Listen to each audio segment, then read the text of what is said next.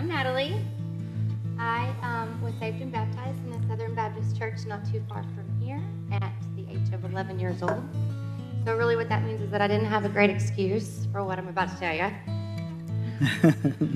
But unfortunately, like most or some young adults, I strayed pretty far from my faith and from my raising in high school and in college, and pretty much was on a super fast train to nowhere at all. And I had relationships with people who were on the train too. And so it was just a black hole. And in the spring of 2009, just after college, I found myself pregnant with twins. God has a funny way of doing things sometimes, considering that I never considered having twins, never considered having children at all, actually. And here I am, look at children's minister. Now you have hundreds of children. Now I have like 220 kids. But I say unfortunately, but I really think it was beautifully. My twins were born by emergency C-section at 24 weeks gestation, which puts them at 1 pound, 8 ounces each. We began a very long journey in the neonatal intensive care unit.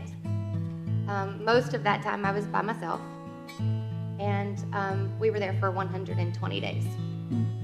But early in that journey, though, one day I was sitting with Marley in her incubator. I was looking over her incubator, and they went on to share a room eventually, but at this time they were separated in different rooms, and Marley had 18 blood transfusions, and this was one of the first ones that I was sitting with her, and I was looking at her, and up until this point for days I'd looked at her like this, like helpless, like just this desperate, like overwhelming feeling.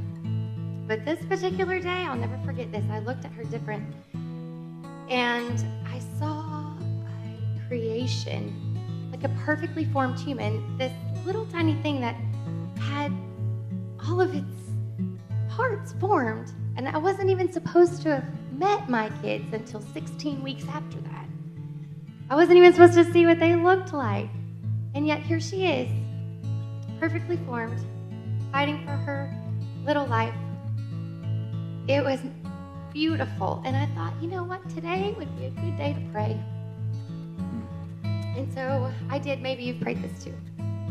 Dear God, it's Natalie. As if he didn't know. And I just said, you are the creator. You created this. Perfectly formed. Just needed a little more time. And if you can create this, then you can save her too, and her brother. I know you can.